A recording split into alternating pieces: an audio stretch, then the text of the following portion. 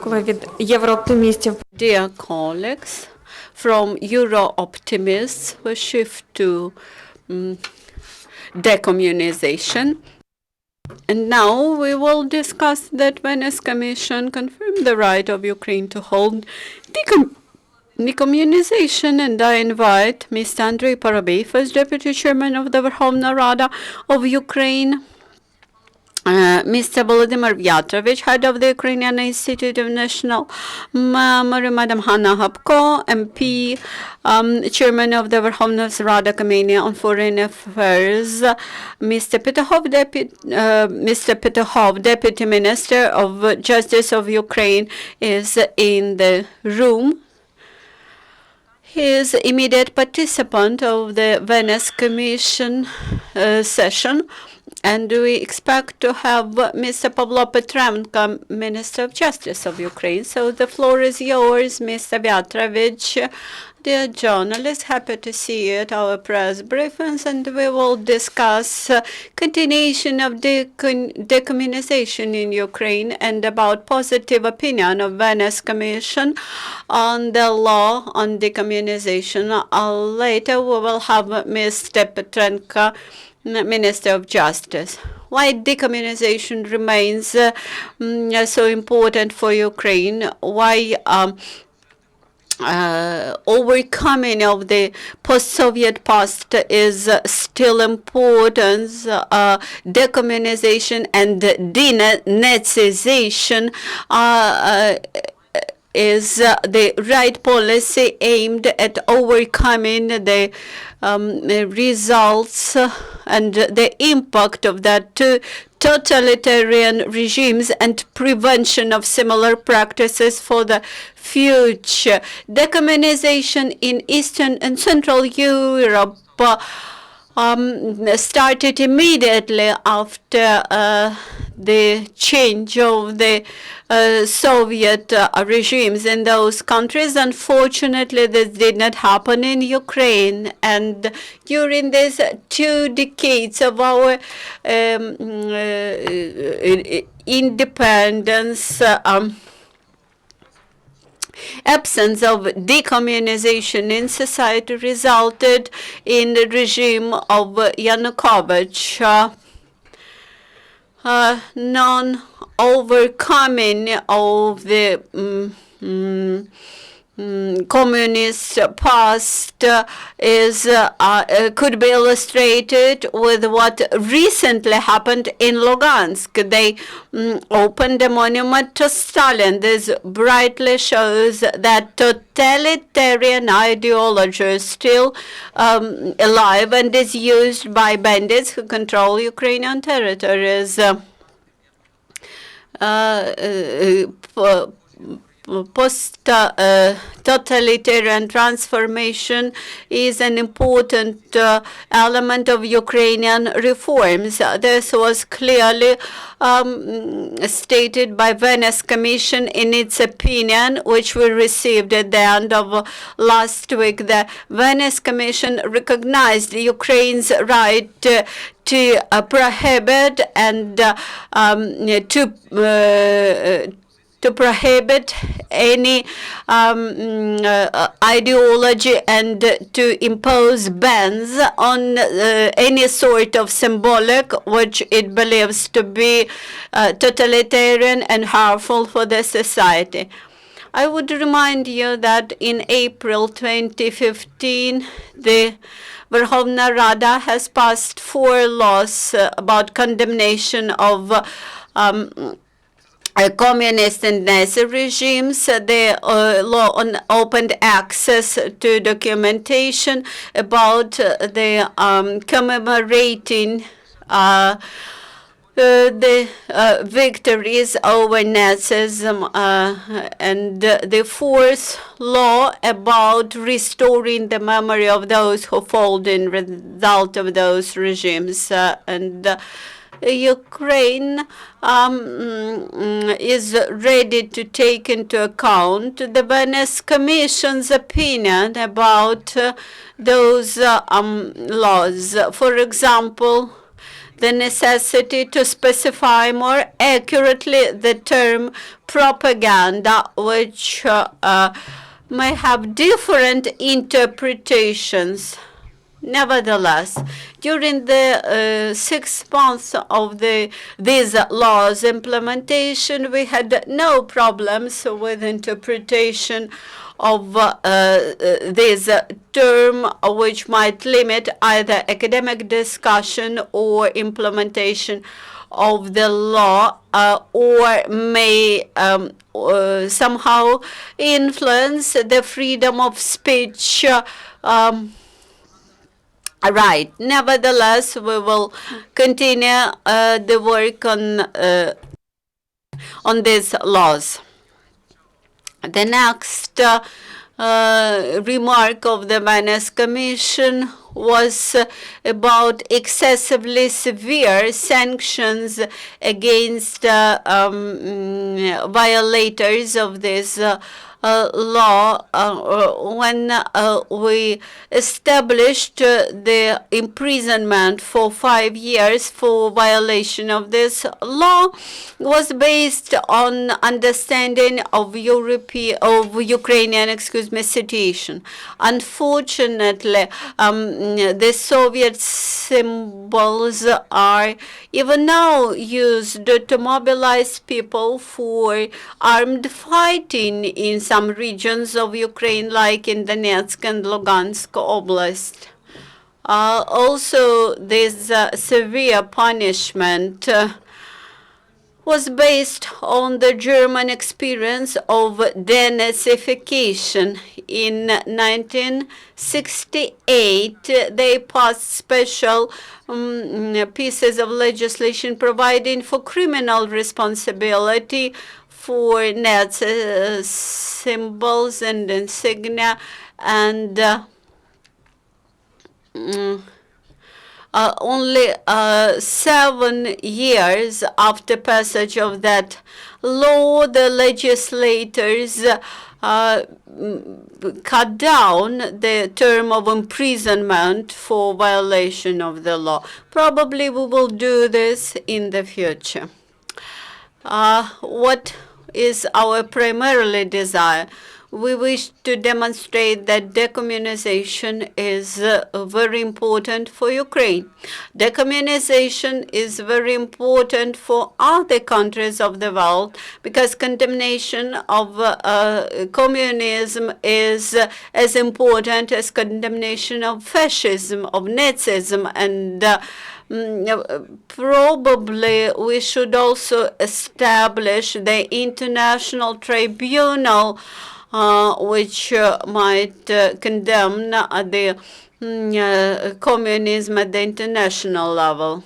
Also, when the decommunization will be carried out in full scope, Ukraine will finally get rid of totalitarian legacy and will move forward to the future. Now I'm pleased to give the floor to Mr. Parubiy, Vice Speaker of Verkhovna Rada. Thank you, Volodymyr. Thank you, esteemed colleagues. Entering the Ukrainian House today as well, I recollect the Orange Revolution when I was the commander of the staff of Ukrainian House, and also the Revolution of Dignity. And I recollect our motives during both revolutions, and these motives united two things: Euro integration and civilization and move towards Europe, and another very important aspect, that was the continuation of the national liberation movement, the fighting for Ukrainian state. And this motive, the motive of cleaning Ukrainian state, of the consciousness of Ukrainians from the influence of others, the ability to see the world through Ukrainian eyes, is the continuation of the same cause. If 2 years ago someone would say that we would be here in this room and the Communist Party would be prohibited, will be cleaning the streets of our cities from communist names and monuments. There would have been few people who would believe that, but that is what the Ukrainian front is about. The war waged by Russian Empire against Ukraine is not just waged near Debaltseve, near Mariupol. That is the humanitarian war against Ukraine. Ruski Mir is not just Russian tanks, not first of all Russian tanks. Ruski Mir is the desire to keep the whole post-Soviet space under one rule. Ruski Mir is when there are Lenin streets, monuments to Stalin, and the streets are named after the names of the communist torturers. Only after that the tanks enter, and cleaning of Ukraine from all these imperialistic layers is our Ukrainian front, where we have to be also very decisive, very courageous, just like the guys at the front line. The laws that we passed in the parliament, I was then moderating the session of the Verkhovna Rada. Having done that, we moved to another level of cleaning the state from the communist heritage. And Ukraine is at the front line in this sense, because not a single state, not a single nation in the world had so many losses and so many tragedies from communist regime as Ukraine. My grandmother, all my family are from Kharkiv. My grandmother was telling me about all the horrors of Holodomor till her last days. She was trying to feed all her grandchildren because she had this complex of the hunger. No one in the world has survived such a tragedy as Ukraine has. And we are calling the Europe also to have the same process as was organized against Nazi Party in Germany. The same process should be organized against the Communist Party. And the Venice Commission, it is very important that the Venice Commission recognized the right of Ukraine to implement decommunization and recognized the right of Ukraine to prohibit the symbols, the parties and political movements which were promoting this criminal heritage. We will be discussing all these issues which are still undecided finally, but strategically Ukraine will not divert from the direction which we have selected. That's cleaning Ukrainian consciousness from the communist heritage. That is the position of the majority in the Verkhovna Rada. We are discussing all the proposals as to propaganda that was taking place. We will take into account some of the aspects when we are improving our legislation, but I would like to ensure you that Ukraine will not divert from that road. Ukraine will do everything possible to clean out all the communist heritage from the country and from our consciousness. Thank you. Now I would like to give the floor to Pavlo Petrenko, the Minister of Justice. Good afternoon, dear colleagues. I will start from the information which, on the one hand, is legal, but on the other hand, it concerns every Ukrainian, the ancestors of every Ukrainian, these dozens of hundreds of people, hundreds of thousands of people who were tortured and killed during the communist terror in Ukraine on the 16th of December this year.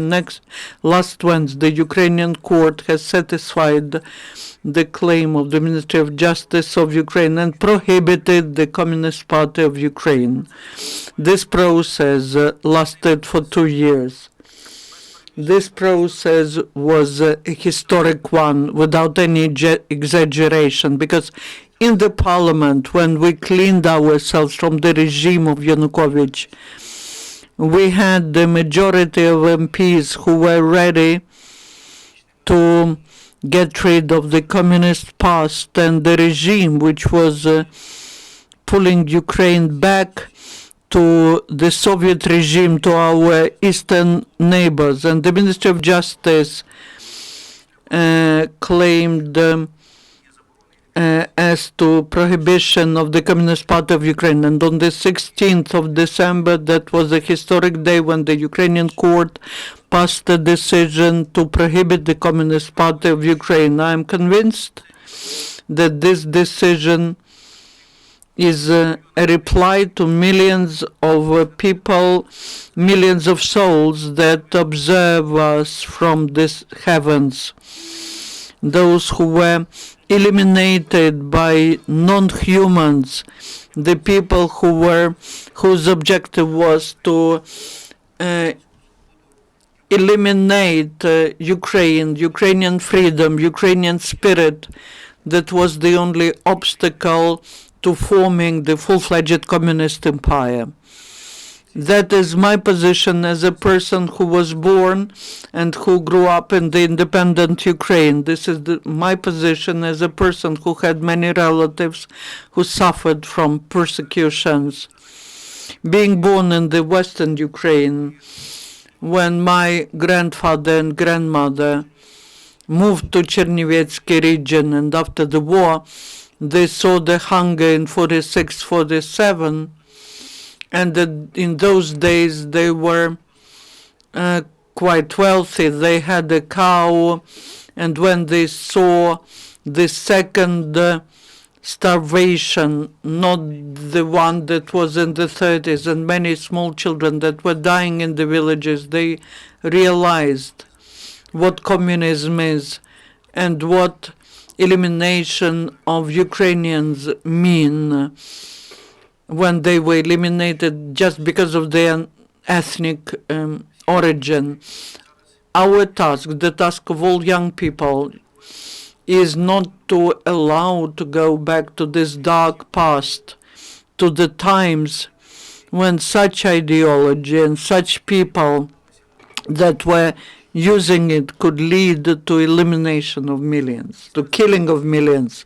The Ministry of Justice, the Ukrainian Parliament, and Ukrainian government will be supporting the right of Ukraine to get rid of the communist past from the communist ideology and regime. And I'm sure that the Venice Commission, in their opinion, gave a clear signal that Ukraine has the right to implement the process of decommunization, and that's restoring the historic justice, especially related to millions of Ukrainians who suffered most out of all the member republics of the Soviet Union from communist regime. The Ministry of Justice will be supporting that. We believe that the decision of the court is legal, and the Communist Party has disappeared from the legal field. I would like to remind you that for the first time in history of the contemporary Ukraine, the Communist Party has not got into the parliament, and Ukrainian people, by their voting, gave an assessment to this political force at local elections. Because of the law on decommunization, the Ministry of Justice also passed certain decisions.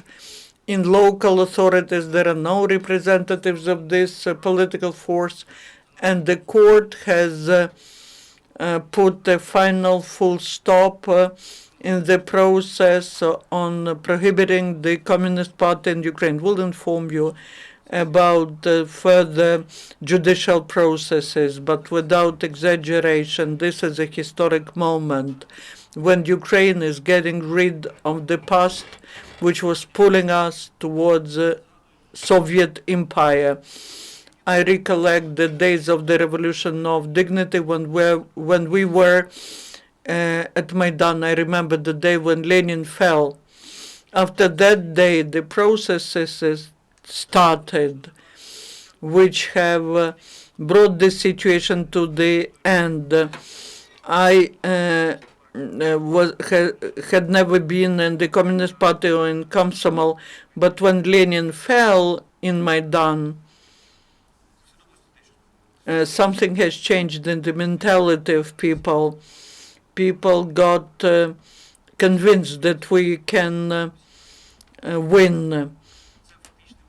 And this is the symbol of cleaning us from the idols which were imposed on us for dozens of years. Thank you. Thank you, Mr. Minister, and I'm pleased to invite Madam Hopko, who is one of the co-drafters of this law and who represents the Foreign Affairs Committee in the Parliament, because she took the mission to explain to our foreign partners why decommunization is so important. Dear colleagues, I think that many Ukrainians feel exciting observing this decommunization, despite that many skeptics abroad, they do not understand why this is necessary, and quite often we have to explain this to our French or Italian colleagues. The opinion of the Venice Commission provides recommendations how to improve the law, how to strengthen some provisions, and I believe that we will be able to take those recommendations into account. That is to decrease the imprisonment term for violation of decommunization law. Also, we will be able to specify more clearly the term propaganda, etc.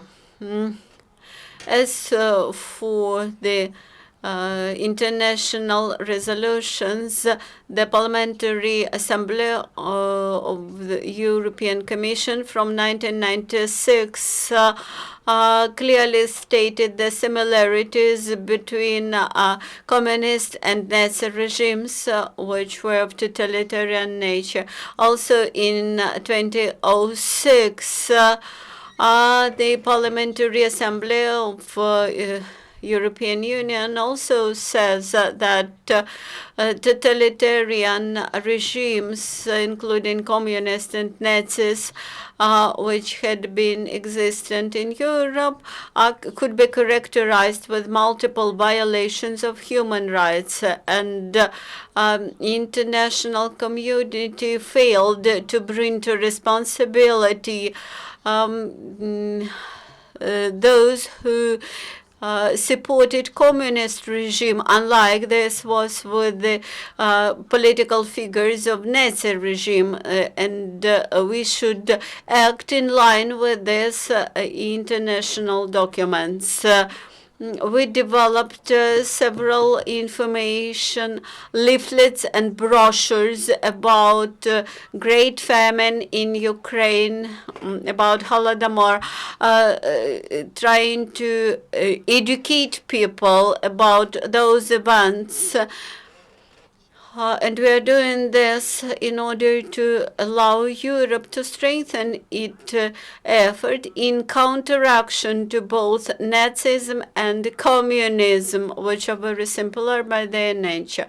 With this, I would like to invite Ihor Rozkladay, who is lawyer of the Media Law Institute and expert of the Reanimation package of reform. reanimation package of reform unites experts and civil society activists who work much on law drafting and then supports passage of that laws in the parliament. It's my pleasure to give the floor to Ihor, who was among co-drafters of that laws. Good afternoon. Some statements. What shall we do next with the opinion of the Venice Commission? Long before drafting the laws, we started discussion how to act in the situation. The first was the statement that we cannot prohibit the freedom of speech. And we do not impose a ban on the freedom of thought. That is what we have to prove clearly and state clearly. We do not prohibit the freedoms. We prohibit the repetition of those crimes which resulted in mass repressions, which resulted in mass starvation, and what raises doubts of the Western countries that whether communism really created crimes here in this territory. And we have to show this clearly. Also, those recommendations of the Venice Commission, which we received, they are absolutely acceptable, they are clear, and we can implement them. The main message of the opinion is that Ukraine has the right to carry out decommunization, of course, keeping in mind the limitations imposed by Article 10 of the European Convention and Article 2 of Declaration, that the right to the freedom of speech could be limited with responsibility and could be limited with sanctions based on the national interest, security considerations, and counteractions to new crimes. The counteraction or prevention of new crimes is the main point of attention, because in both in Nazi regime and in communist regime we observe violation of all possible human freedoms on one hand, and on the other hand we observed a lot of tortures and persecution. So our task now is to study carefully those recommendations, understand what changes to legislation we could implement, and continue providing explicit explanations of our position. Of course, decommunization is a complex issue. It is a lengthy procedure, and quite often experts coming to Ukraine, they are unable to understand our context here. That is, we should continue explanations to the West how fearful, how dangerous this ideology could be. I believe that during the next year we'll be able to create a working group which will offer necessary changes to legislation. So if you have any questions, may I ask the first question? When the Communist Party was prohibited The Transparency International issued the statement that was the restriction of freedom. For me, as the historian who knows the history of Amnesty International, it was strange for me to read this statement and know that they were defending the victims of political terror and the communist regime. And it was strange for me to see that in 2015, this organization suddenly has started defending those who do not even want to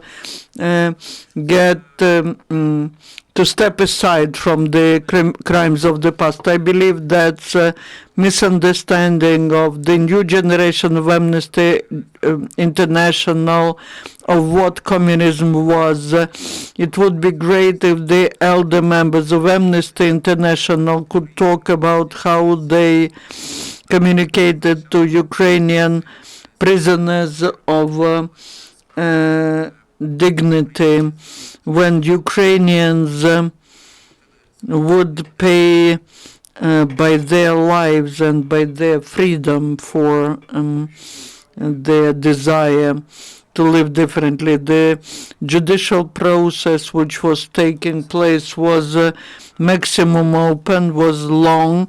The Communist Party had the chance to invite any one of experts, any one of witnesses, and I can say that all the materials that were collected confirm the legitimacy of that decision of the court, which is based on the four decommunization laws. And I agree to my colleague that here we need to look at the history of organization of Amnesty International, because they were defending the political prisoners who were persecuted by the communist regime. We need to remind the leaders of that organization about that. 112 Ukraine, in the context of decommunization, how does the process of change of the municipalities is taking place? We had a special press conference after the 21st of November, when we were talking about the first stage of decommunization. The decommunization goes on. It has to be finished on the 21st of February next year. In the result, all 940 municipalities are to be renamed. Now the work on renaming has intensified. At the previous stage, those who were responsible for renaming were the local authorities in the east and the south of Ukraine, where there are most of such municipalities which had to be renamed. Most of the local councils were formed by the Party of Regions, and they were blocking this decision after the election. The process is going on very fast, and now more than 100 names will be considered at the sitting of the Committee of the Parliament, and then they will be discussed at the session hall, and till the 21st of February, and that is the date when the former President Yanukovych left Ukraine. I believe that by that moment Ukraine will get rid of all the reminders of communism. The question to Minister Petrenko. You mentioned the prohibition of the Communist Party, but some parties still continue to promote the communist ideology. Well, there was some comment made. Will you take into account that comment? No prohibition of political parties according to the ideology doesn't take place according to our legislation. This unclarity or just misunderstanding of some members of Venice Commission till we will try to explain to our colleagues from Venice Commission everything about that law. And there were 3 communist parties prohibited on the 16th of December. The Communist Party of Ukraine was prohibited a month before.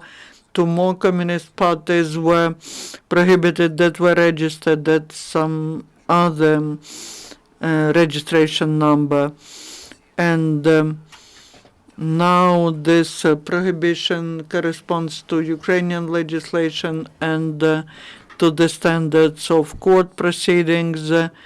And we, as the co-authors of that law, we want to have the judicial control and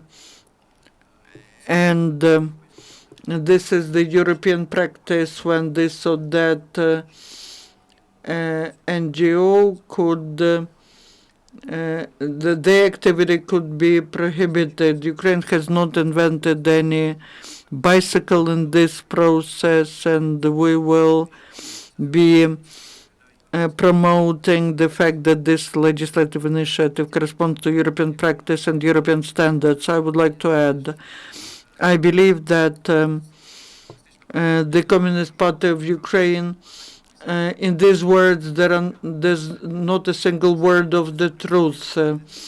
And I believe that the process of decommunization, which is taking place in Ukraine, now gives the chance for Ukrainian left force to really express some real ideology. The Communist Party of Ukraine was just taking place in the political spectrum of Ukraine, and it wasn't allowing other political forces to develop. Decommunization could help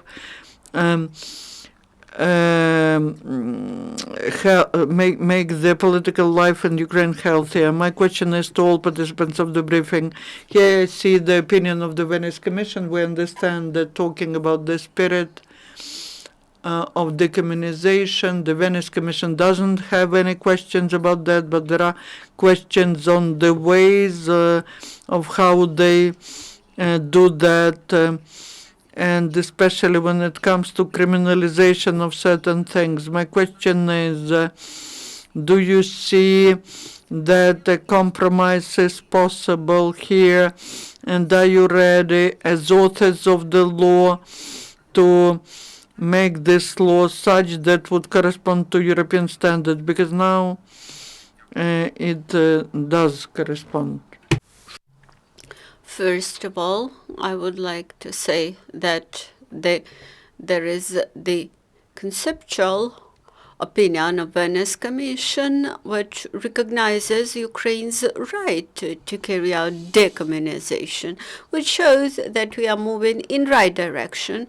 They had some reservations about the punishments, that is about technical things, 3 years of imprisonment or 5 years of imprisonment, 3 years of imprisonment for propaganda of Nazis.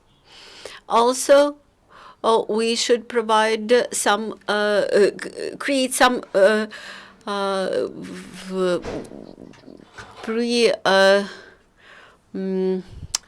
preventive measures against abuse, against any opportunity to abuse this law.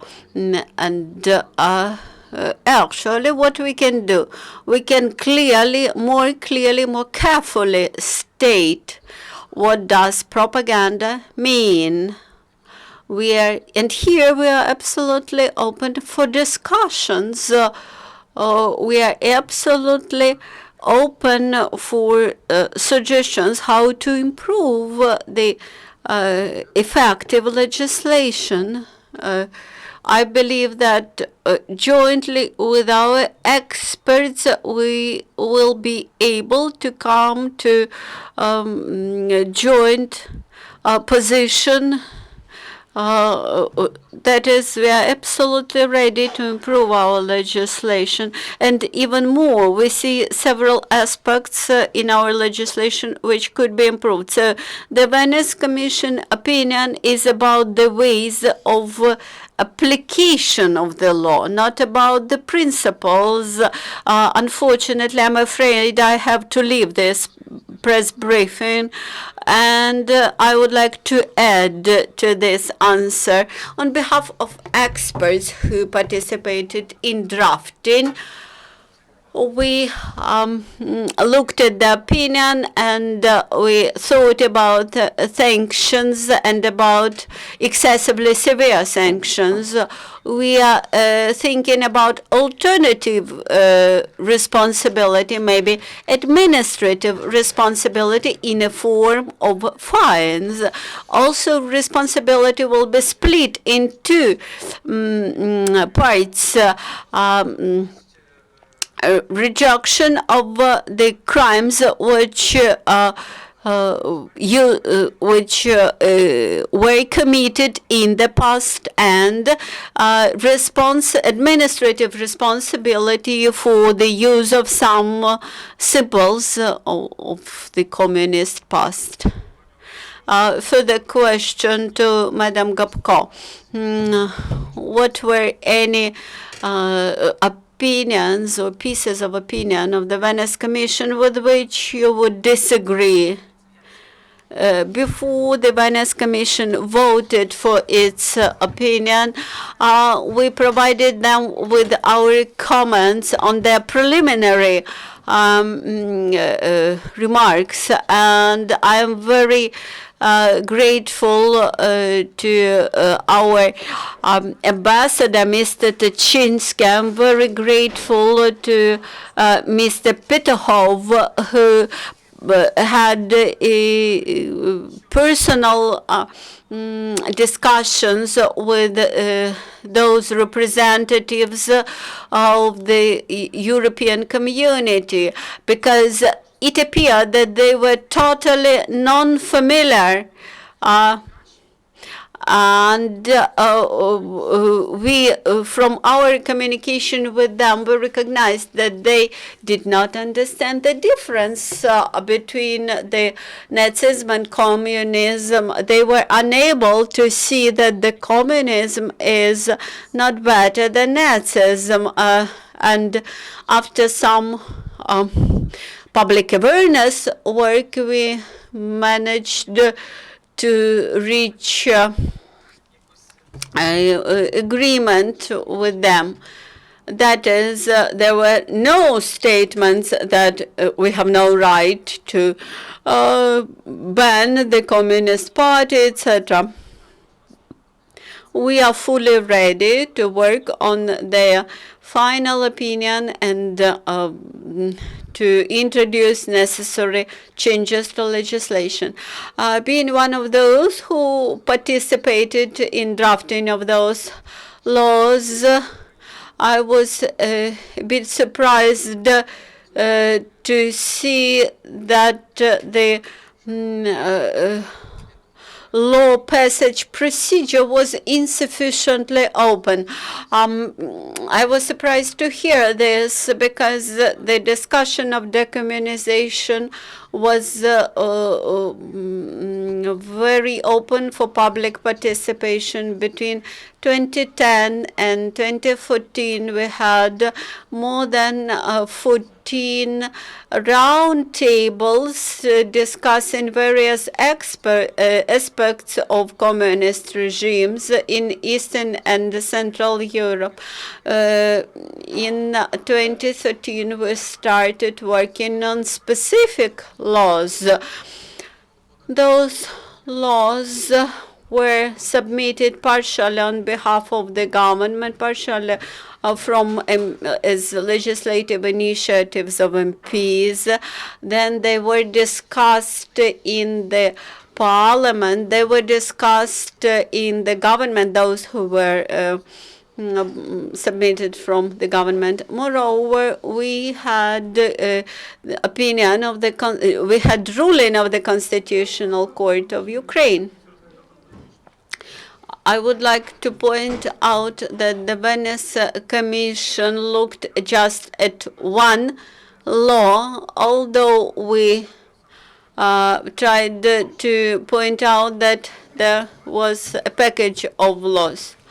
That's why they came to conclusion that there is a threat to the economic freedoms, and while there is no such a threat, if you look at these laws as a package, probably we will try to add some more provisions on academic freedom, freedom of speech protection, to emphasize these aspects in this very law. Do you wish to add some final remarks? I would like to say that we expect to have rather strong, rather fierce fighting for those laws. We're looking at the Guardian publications, looking at Russian propaganda. They will try to discredit the decommunization process in Ukraine, while the process is started, and the process was very much demanded by this society, and Lenin falls around the entire country clearly proves this. That's why we try to engage our experts and our partners abroad to restitute this historic truth in respect of the generations of Ukrainians. Of course, Ukrainian society has started decommunization a bit earlier during the Revolution of Dignity, and passage of the decommunization laws in the parliament is a sign of cleaning of the system of the government authorities from socialist past, from communist part, and from Yanukovych regime. That is why they are connected to lustration law. That's why the law on lustration and the laws on decommunization, these are the laws which would allow us to reach new European level of development and join the European family of nations, which had passed that processes long ago, in order to prevent any attempts of counteracting forces to make obstacles for us. I will add a couple of words. I believe that decommunization is not an obstacle for our way to Europe, but our way to join this family of European nations. Thank you very much for your briefing. You are a good team. Our next briefing will be about public procurement, and it will